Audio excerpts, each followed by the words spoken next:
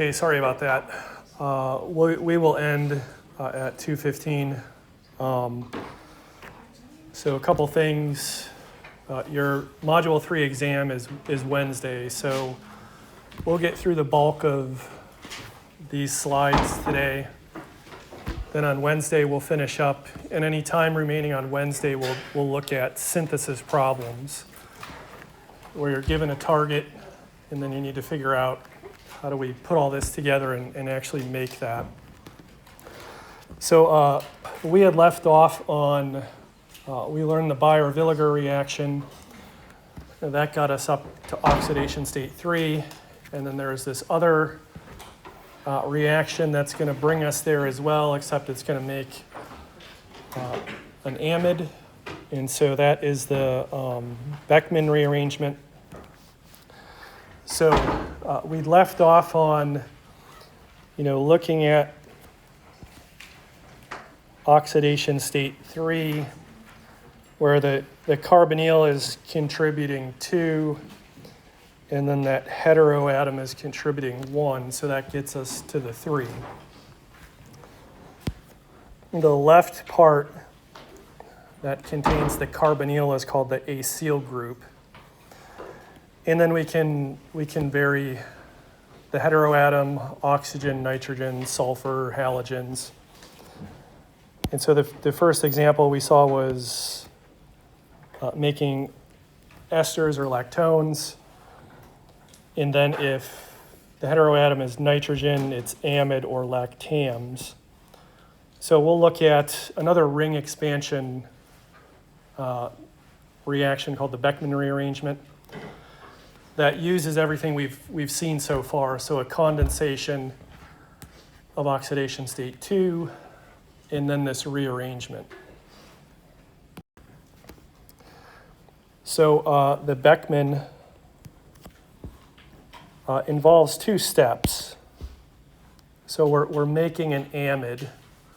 So we have to have a reagent that contains nitrogen to get it into the molecule. And that reagent is hydroxylamine. So if you can imagine, you're taking ammonia and you're substituting an H for OH. So that's called hydroxylamine. And it's usually sold as a hydrochloride salt. That just makes it a solid you can weigh out. It's easier to handle. So what's kind of interesting to think about, hydroxylamine has an N and an O. So it's both an amine and an alcohol. Preferentially, the nitrogen atom will condense with oxidation state 2 functional groups. If you look at the product, this is a new functional group. It's called an oxime, O-X-I-M-E, oxime. So you're losing the 2 H's from the nitrogen and then the O from the carbonyl. So that's a condensation.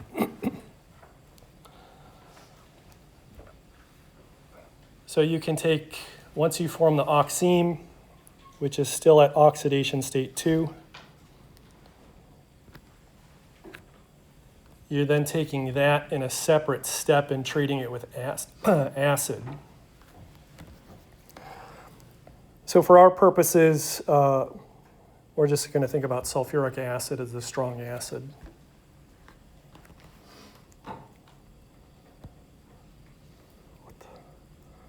Got some weird thing showing up on my app here. It's like zooming in somehow. It's been a shitty day, let me tell you. So we're taking the oxime, we're treating it with acid, and it does a ring expansion. So notice the blue nitrogen is incorporated into the ring. That oxygen is not the oxygen of the amide. So let's see if we can figure that out. To make life easier, I'm just going to start with a symmetric compound where alpha and alpha are the same, and we don't have to worry about the migratory aptitude. But how do I do this? Maybe I'll do it in green here. So that green carbon goes from oxidation state 2 to 3. And then we form a bond from an alpha carbon to that nitrogen. So those are the things we have to account for in the mechanism, which we'll draw on the next slide. And so a cyclic amide, again, is called a lactam.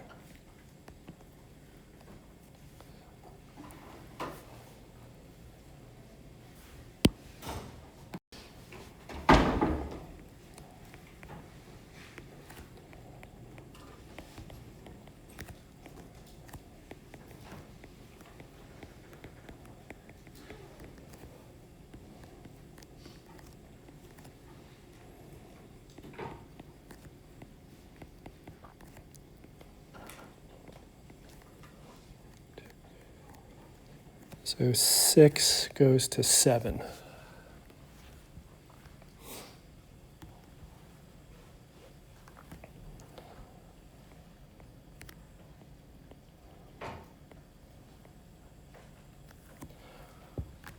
So we're treating the oxime with acid. So the acid's the acid, the oxime is going to be the base.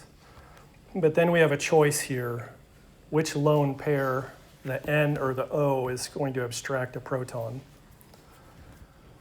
It turns out the only sort of productive way forward in the mechanism is if you protonate the oxygen. You can protonate the nitrogen, but protonation is very fast. The hydrogen can hop on, it can hop off. When it's NH, that doesn't lead you anywhere. So I'm going to write this H A, and so A is just the rest of the sulfuric acid.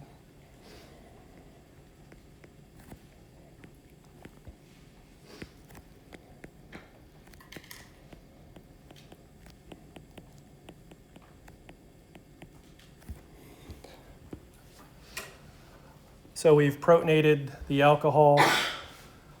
Now we have something that looks like water. And so we can basically do a rearrangement and eject out water. And the way this works is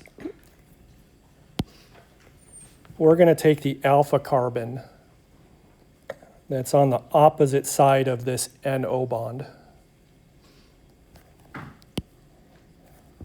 So that bond is going to migrate up. And then water will leave.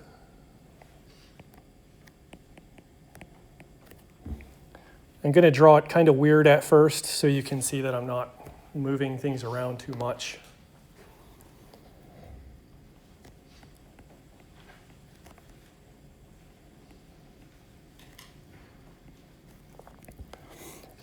So as I said, that CC bond is what's migrating.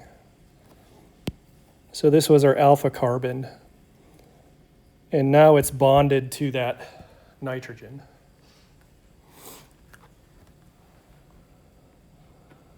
So we still have A minus, so where's the plus charge? See that oxidation state 2 carbon, you're breaking that bond. So the plus charge is on that carbon. And the weird thing about that, the carbon's sp2 hybridized. So the plus charge resides in an sp2 hybrid orbital. And that's different from everything we've seen so far because normally a carbocation plus charge is in a p orbital. Because you still have this CN pi bond, you have p orbital, so that's taking up the pi bond. the plus charge is in that, which means it's pretty reactive. So I'm gonna just unravel that structure so it looks more like a 7-membered ring now. So it's equivalent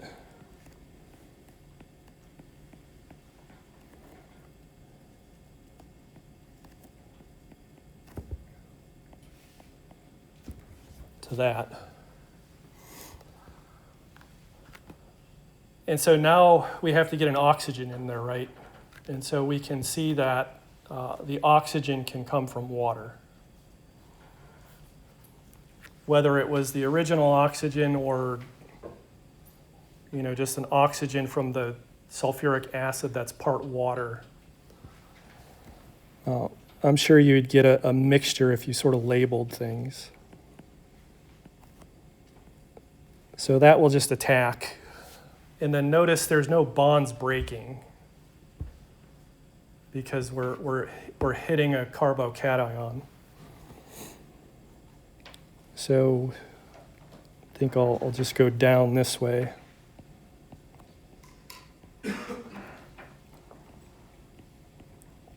So the pi bond's still there. And the oxygen's plus. So we have A minus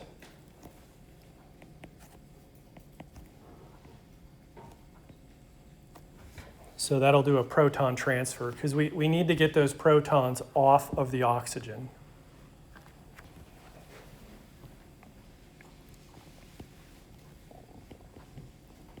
So there's the acid catalyst.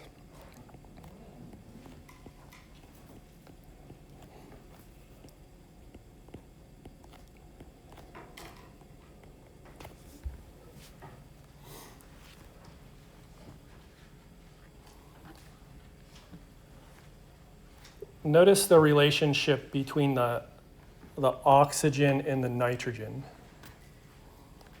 So it's a 1-3 relationship. So if we start counting on oxygen, 1, carbon 2, nitrogen 3. And look where we have to go. We have to get that hydrogen onto that nitrogen.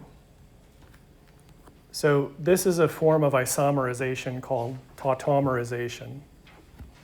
That involves a proton shift from atom 1 to atom 3.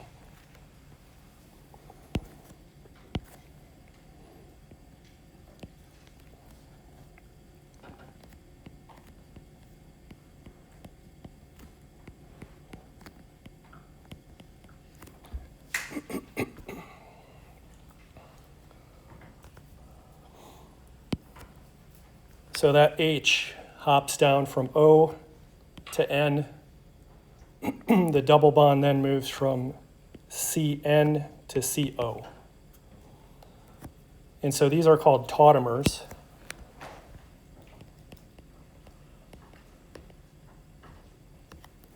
And there's some equilibrium that exists, but the amide would be more populated.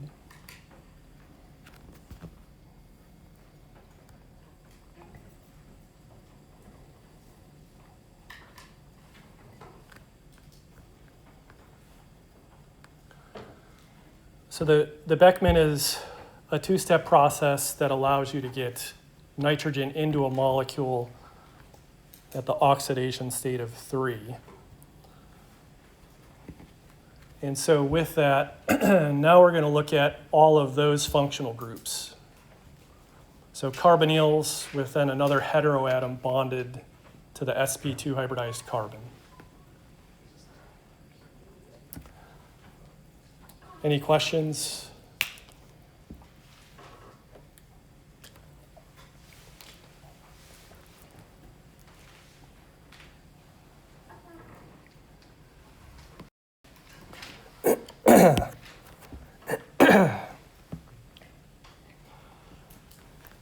So this slide is really going to preface more of the stuff we do Wednesday after we get done with the formal lecture slides.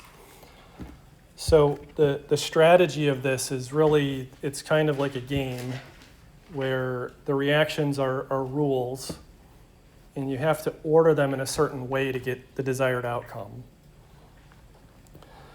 So when we think about a target molecule, you identify the functional groups, and then you think about the reactions that make those functional groups.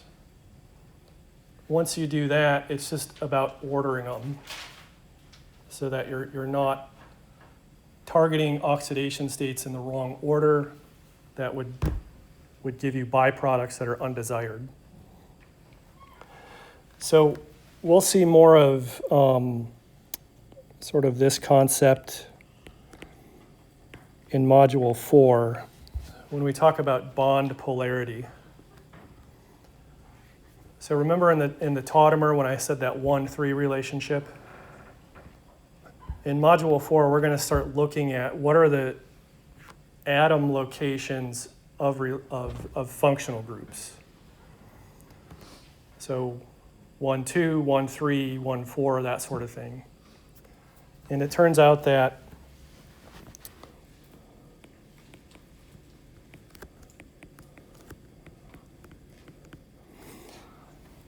in nature, the way that things are made, normal bond polarities will always have a 1 and then an odd number relationship.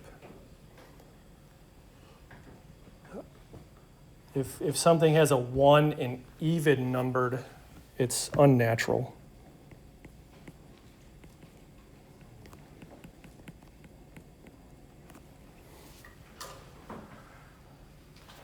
So, I mean, you can go on PubMed or a site like Drug Hunter, things like this, look at functional groups and then count from one functional group to the next, what is the relationship? And if it's a 1 and then an odd number, you can use the reactions you've learned so far in organic 1 and 2. If it's an even number, then there's other things that you have to think about in terms of the strategy.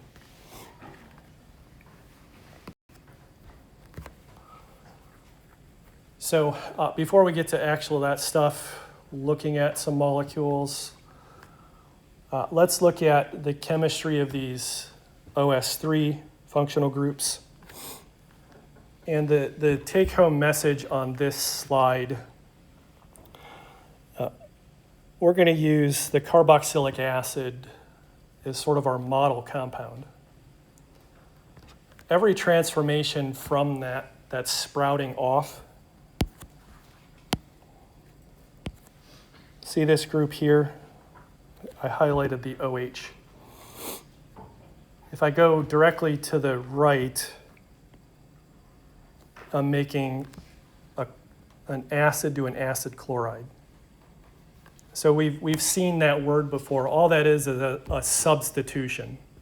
You substituted one functional group for the next. So we'll look at the mechanism of how this happens. You've seen all of the individual steps so far, but now we throw them together and we make a new mechanism.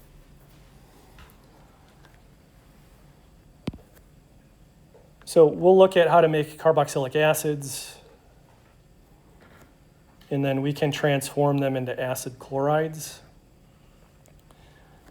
Then we can make the different classes of amides. So if we treat with methylamine, we would get a secondary amide. Dimethylamine gives us a tertiary. Ammonia gives us a primary.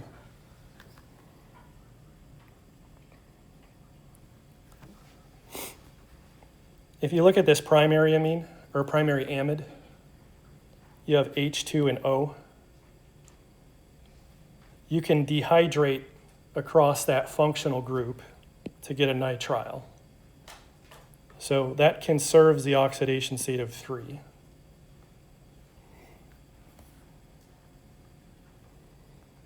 So that's one sort of path you can walk in terms of a strategy. A well-known reaction that you might have run in lab is called the Fischer esterification.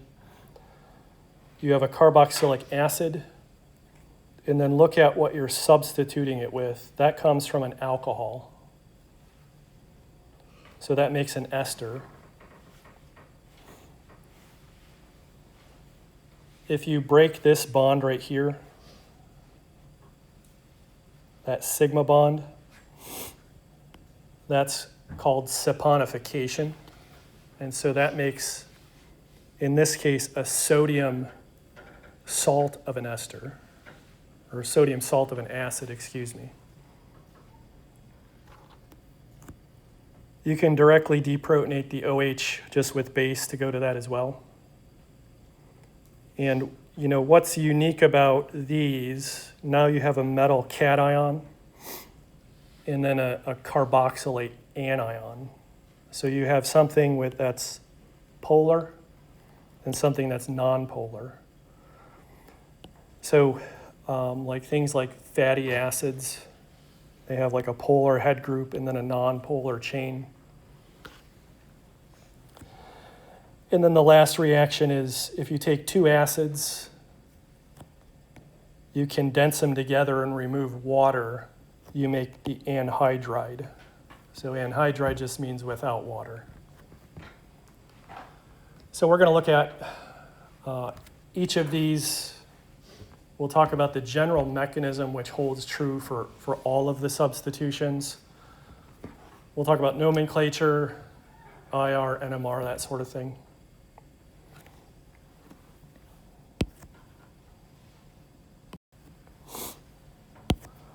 So we're going to start this again with the carboxylic acid. So the chapter is, I think, carboxylic acids and their derivatives. So the derivatives really are any other oxidation state 3 functional group.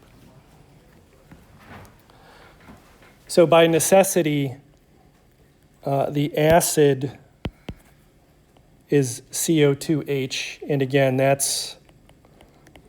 it has to be a terminal carbon. And then really R1 is the thing that's changing from the different homologs. So the nomenclature, you take the parent, alkane, you drop the E, replace that with OIC, and then a separate word acid. So methane becomes methanoic acid. It's commonly called formic acid. Has anyone ever had an ant's bite? You're walking in your yard, you step in the little pile of dirt, and then you have ants on your feet and they're biting you.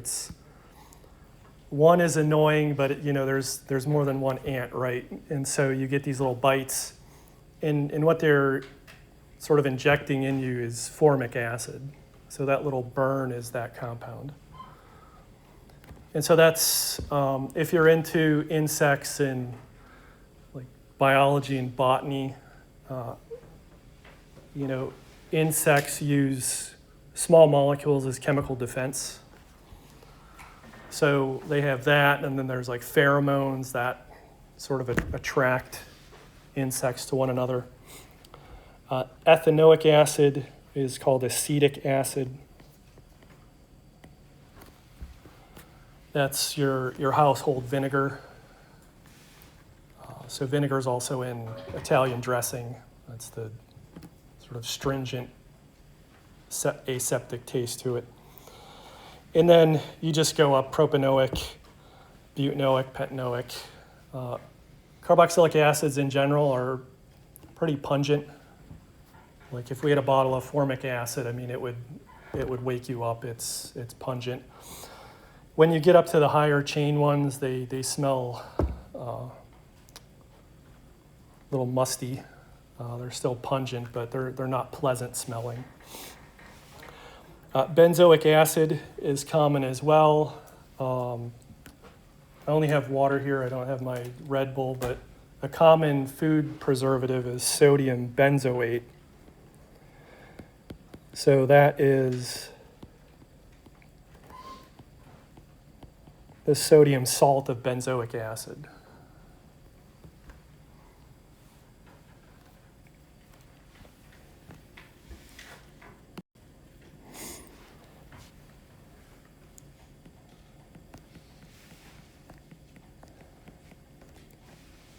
So since it's an acid, we have the acidic proton, the OH.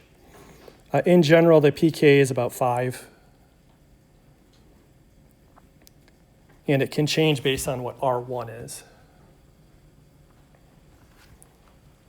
So as soon as you start altering the side chain, that can affect the pKa value, making it more acidic. So I've said in organic 1, you know, the OH of an acid looks different than that of an alcohol. So why is that? Because you have that carbonyl next door, basically you form these dimers from one acid to the next, and that influences that H stretch.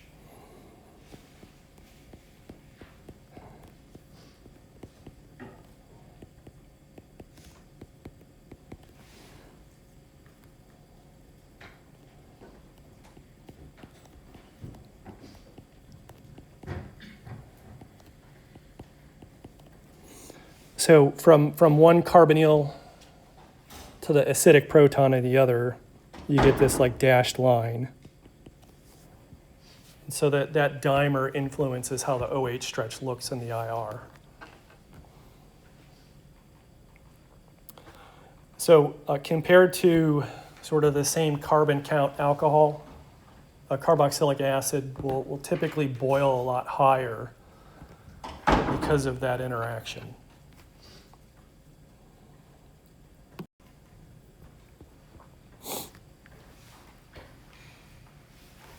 So IR again is probably the standard technique that will best tell you that you have that acid functional group present. You have the OH stretch, then the associated carbonyl stretch.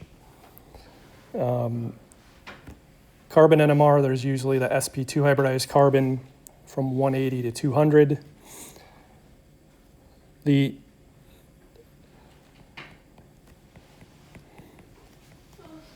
This H right here,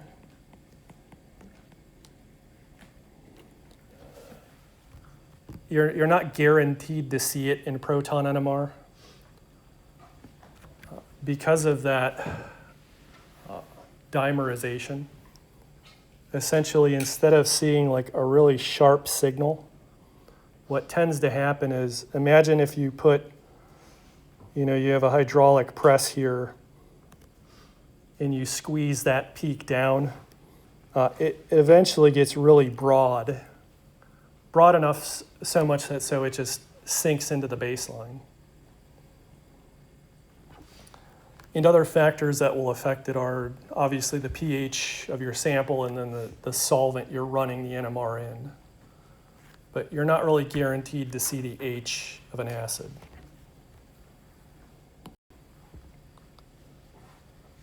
So here is butanoic acid. And that part right there is your OH stretch. There's your carbonyl stretch.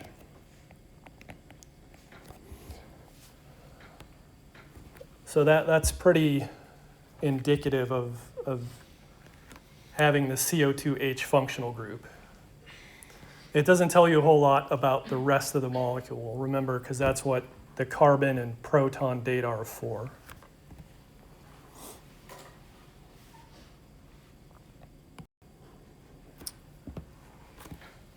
Questions?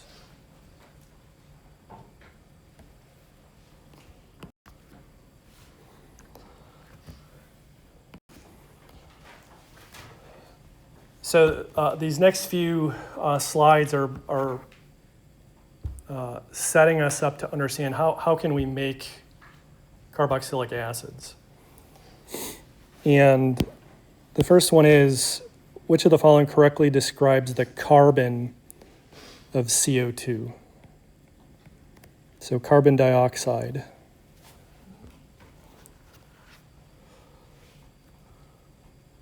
What'd you say? B as in boy?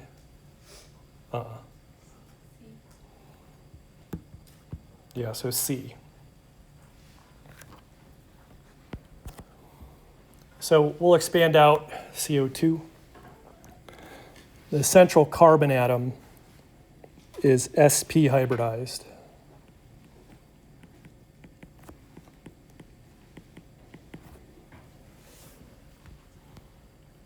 If we count, we have 2 pi bonds to 2 different oxygens. So overall, the oxidation state is 4. And just using the principles of normal reactivity, we know that 4 for carbon is the max, right? So it can only go down.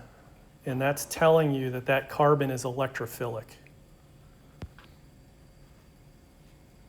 Because it has to react with a nucleophile to bring it from 4 to 3.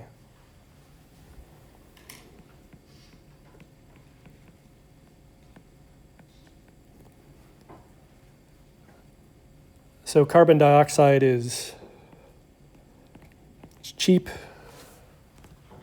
It's a source of 1 carbon atom at a really high oxidation state, so we can use it as a reagent.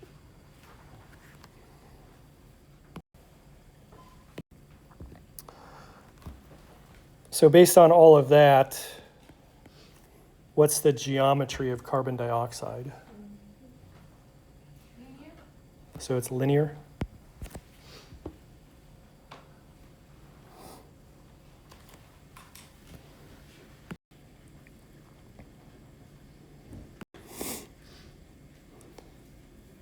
So there are 2 reactions, 3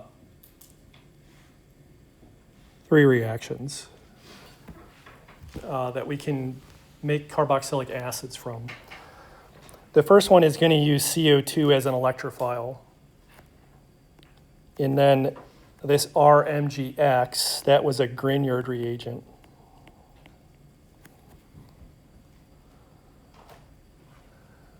So the Grignard is the nucleophile. It attacks carbon dioxide. Whoops. We adjust the pH, and then we end up with a carboxylic acid as the product.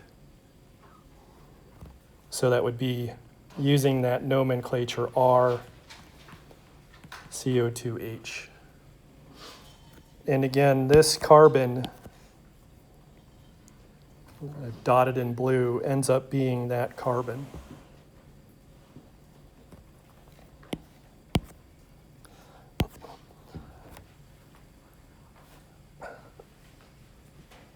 So let me stress again, the CO2, the carbon is electrophilic.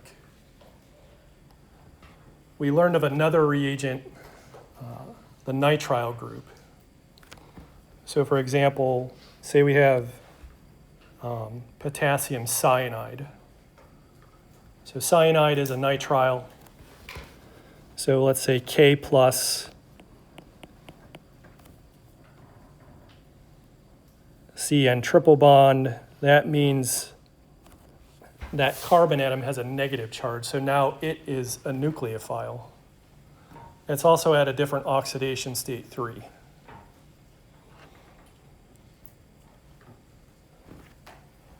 So if we end up with R triple bond, so that's oxidation state 3. We know that an acid is also OS3, so you can hydrolyze that and maintain that oxidation state. So that blue carbon becomes that blue carbon.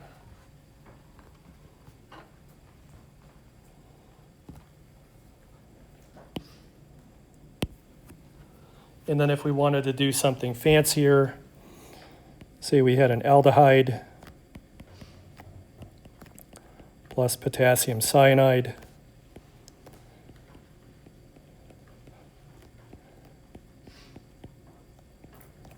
That gave us this cyanohydrin. Then we do the same hydrolysis.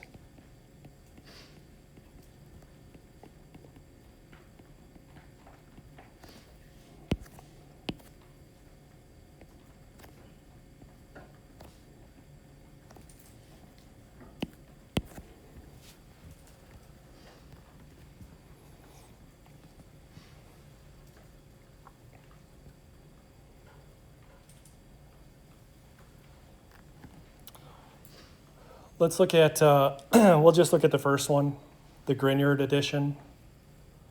I'll show you the mechanism. It's pretty straightforward. We know that carbon dioxide is linear. It's sp hybridized. When it's in an acid, it's now sp2 hybridized, so it has to be trigonal planar.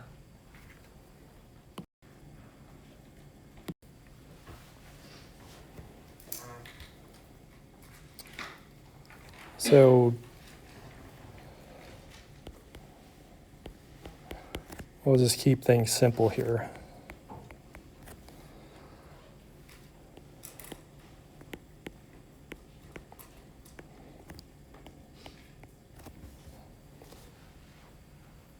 If we wanted to make benzoic acid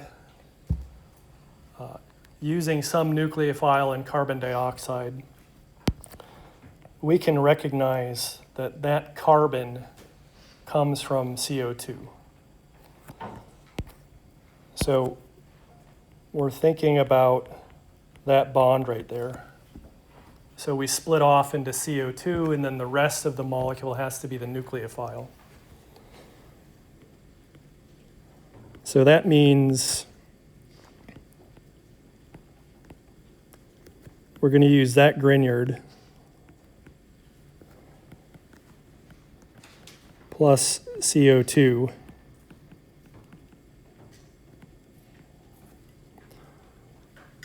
and then again we just adjust the pH to get the OH at the end. So how do we make the Grignard? That's going to come from bromobenzene plus magnesium metal.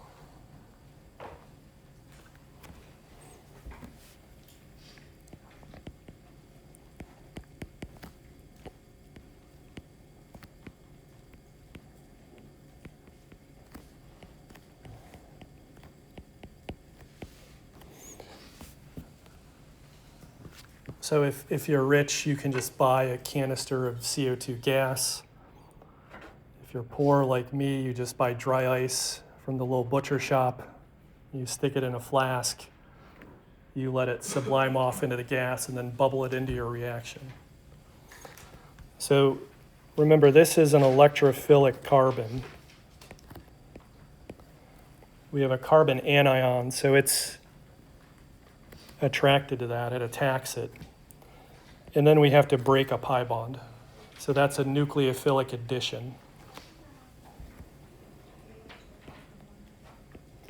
So we've made the bond we want.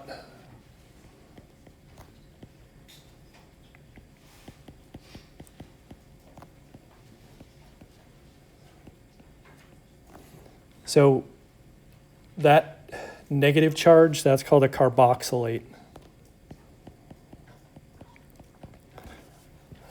So it would be a magnesium carboxylate. Again, it's not quite an acid yet.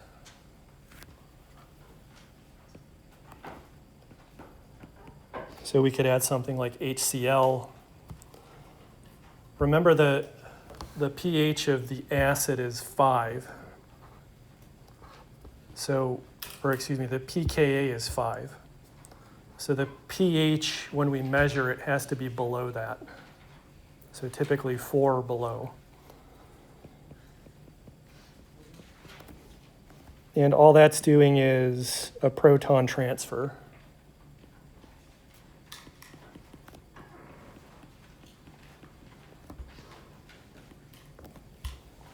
And that's the acid. So as I said, every carboxylic acid has those 1, 2, 3, 4 atoms. So whatever this part of the molecule is, you just make it your nucleophile.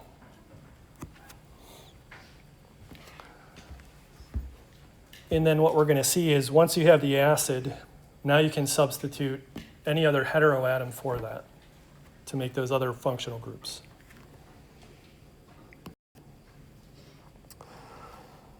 I'll write something down. You can do the mechanism at home. It's good practice, I would say. We'll just keep it.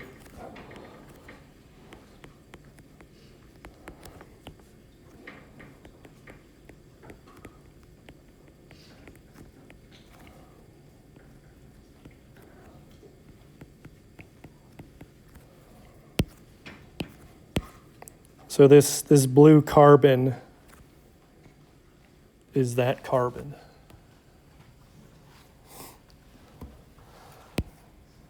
So really what you're doing is a lot of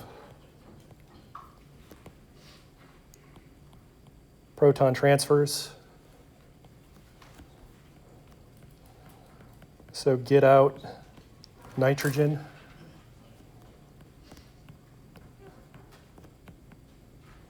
And add 2 oxygens.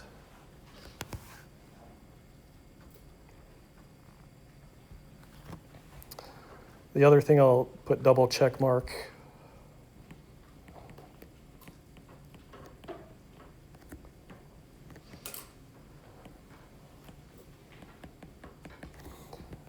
In your mechanism, your intermediates have to be neutral, so no charge, or positively charged.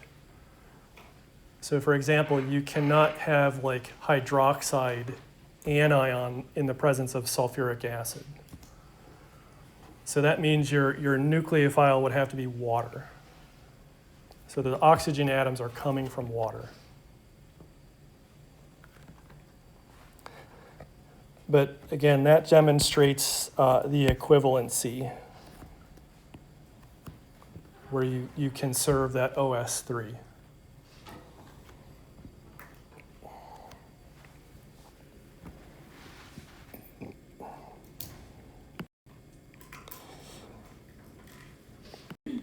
Okay, so a brief rundown of stuff we've already seen. Again, I'm not going to spend too much time on this.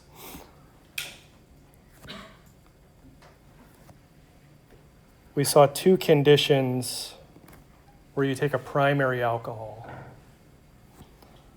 And the reason it had to be primary is because you're doing a double elimination of those hydrogens. So either chromic acid or potassium permanganate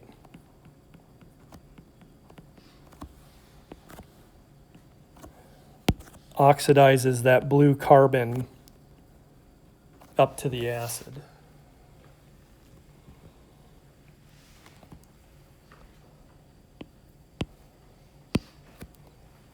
Last time we saw an aldehyde plus MCPBA will also give you an acid.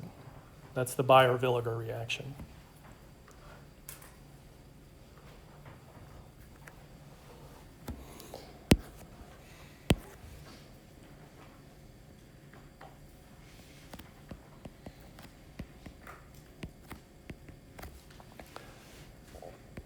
The last case, say you have this alkene. Notice the presence of those hydrogens. That's crucial.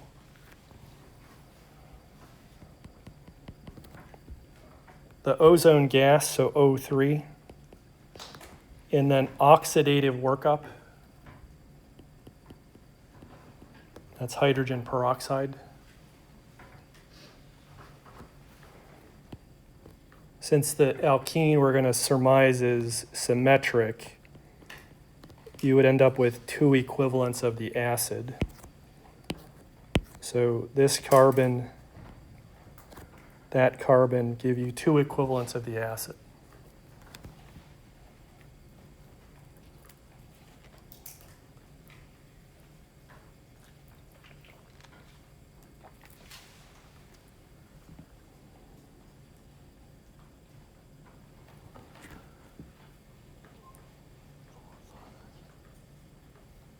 So that's 8 to 10 reactions to make acids. Any questions?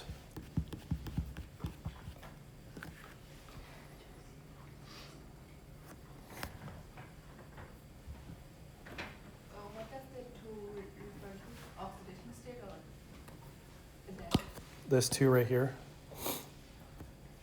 from this alkene, when you split that double bond, you get one equivalent, two equivalents.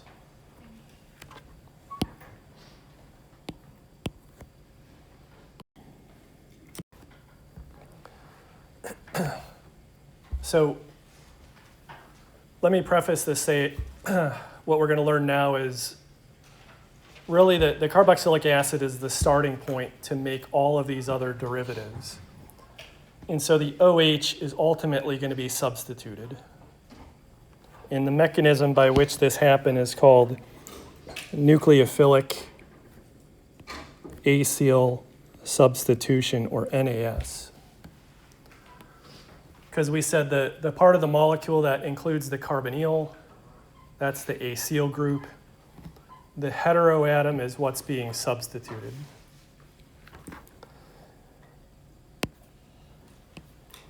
And so how does this happen?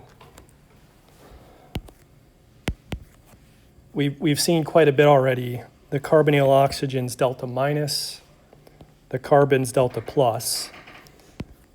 The nucleophile has a lone pair and it's attracted to the delta plus carbon.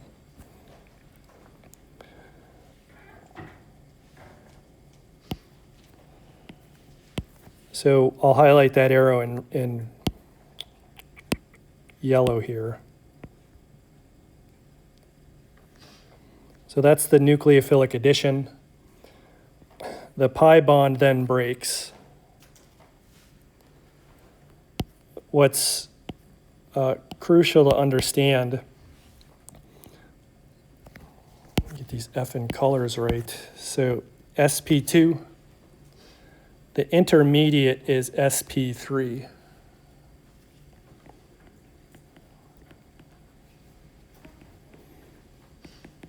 If you go in to take biochemistry, this is an important mechanism to understand.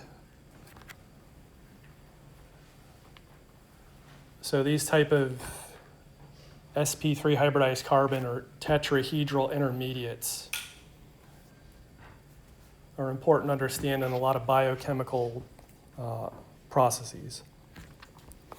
So that's the addition. Now what's new to us is this elimination.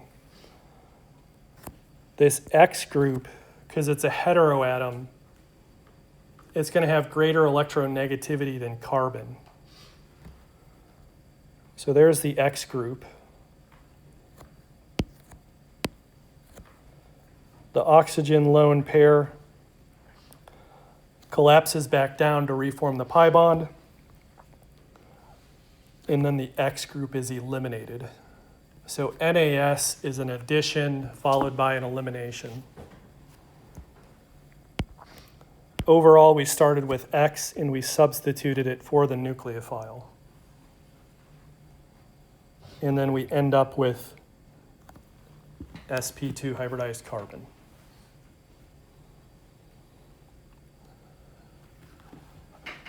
So if we think of all those OS3 functional groups, there's a lot of them. So not all of them will do this. You have to order it a certain way for this to happen. And the reason for that is, see this X, that's the leaving group. You have to have a stable leaving group for this to happen. And the way we think about it is, so X minus is a conjugate base. So its acid is HX. And then we organize the scale based on pKa.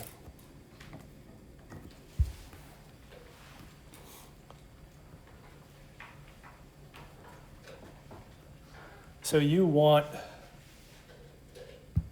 to form basically a stable conjugate base. So remember the inverse relationship between acidity and basicity. So a very strong acid HX has a weak conjugate base X minus.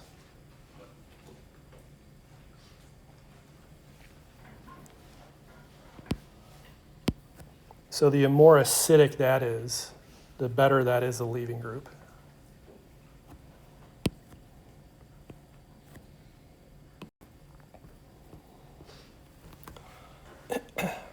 So we'll look at a mechanism and then we'll circle back to the different functional groups. So the reaction that you see here is called the Fischer. So Fischer esterification. Have you guys run that in lab? What acid did you use? Do you remember? I mean, in terms of the organic acid. I think it was benzoic acid and methanol. Okay, so you basically made methyl benzoate. Yeah. Yeah.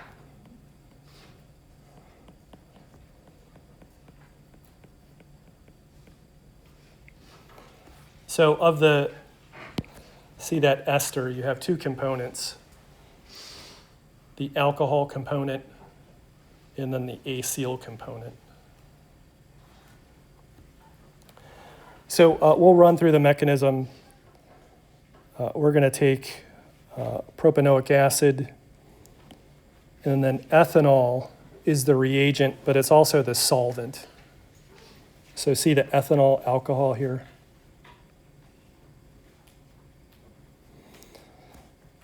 So we have to add an additional acid because that is going to help us move protons around, basically. And then you heat it, and then this is controlled by Le Chatelier's principle, which basically means the carboxylic acid plus the alcohol, the catalytic amount of strong acid, it sets up an equilibrium. So maybe at equilibrium, you're only forming 40% of the ester, but you need it to be 100%. So one of the things you can do is remove some product as it's formed. That disturbs the equilibrium and shifts it. The reason you use the reagent and the solvent is the same thing, is you're just swamping one of the reagents so that you're forcing all of the carboxylic acid into the product. So 3 carbons.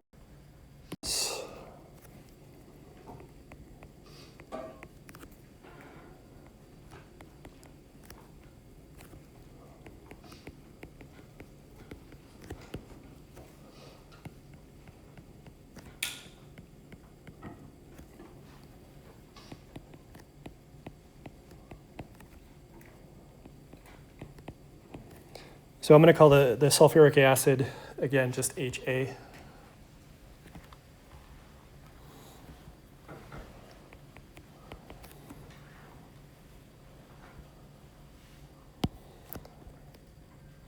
Under these conditions, we can't have the alcohol just attack because that's going to generate an O minus.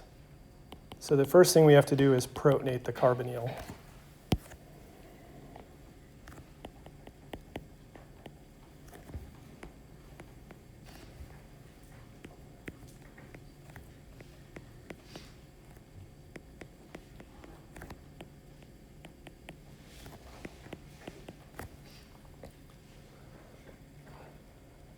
So now we're set up to have the ethanol behave as the nucleophile. It will now attack. So that's the nucleophilic addition.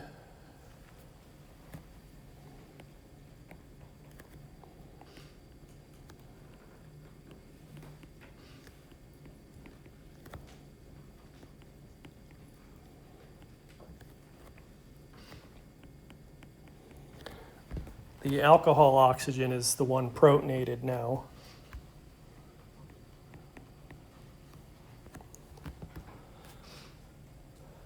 So this is where things can get a little steppy. I'm just going to draw it out one by one and not do too much at once so you can see how things move around. We have to get rid of one of those OH groups. So the first thing we'll do is we'll migrate the positive charge to one of those other oxygens through 2 proton transfers. So let's remove that proton first. And let me stress that when you're doing this, you always want to do it this way. You don't want to have this oxygen here grab that proton, because that ain't going to happen. Remember that electrons have to have a certain trajectory. The lone pair on this oxygen is not going to be able to orient itself to abstract that. So that's why we're going to use this conjugate base.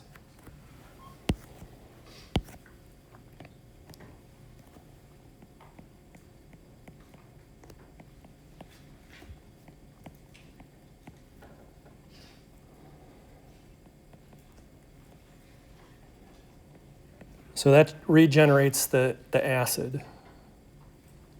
So now everything's neutral. So we'll take one of these other oxygens, we'll reuse that acid to protonate. So again, that's why I'm showing it sort of in separate steps rather than all sort of at once. Because we need to get rid of one of those oxygens.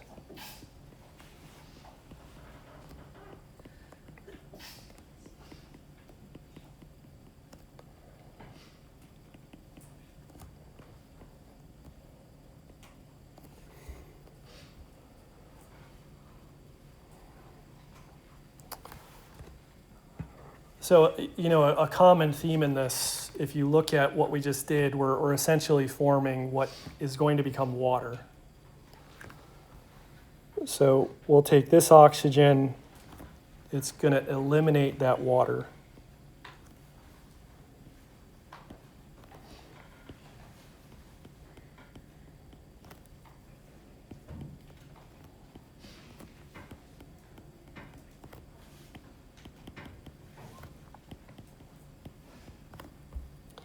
And then we have our conjugate base. That abstracts the proton, so we get the ester. And we regenerate our acid. So the square bracket just means that acid is catalytic. You just have to add a couple drops, it gets into the cycle and reforms itself. So in the last minute or two here, as I said, these arrows are all back and forth. So let me draw this one back that way. The acid, carboxylic acid plus the alcohol, the strong acid, you're going that way. But you can also reverse this to go back to the carboxylic acid and the alcohol. And the way you would do that is basically you start with the ester, and then you swamp it with a lot of water. And so again, what it's going to do is substitute there. Where the alcohol leaves, you replace it with the OH and you end up with the acid.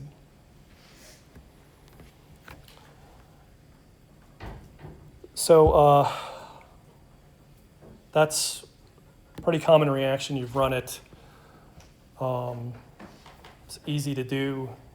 Maybe a little bit harder to get 100% yield because you have the equilibrium you have to deal with. But that's a substitution. So the OH now has become the O alcohol.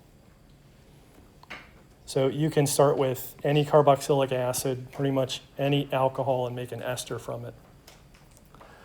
What we'll do on Wednesday is we'll look at that pKa scale and see how we can then do different substitutions to make acid chlorides, amides, anhydrides, all those other things.